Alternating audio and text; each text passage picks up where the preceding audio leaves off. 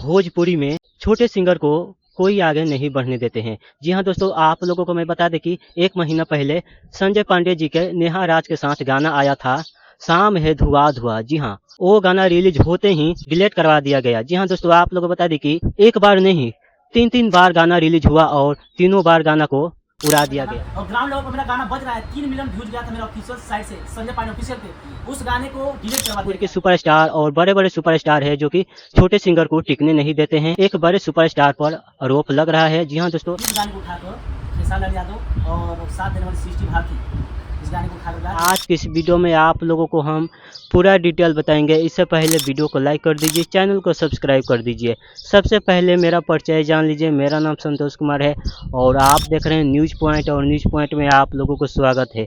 चलिए दोस्तों, वीडियो शुरू। फ्री में छोटे सिंगर को एक गाना आता है 1 महीना पहले संजय पांडे नेहा राज के साथ।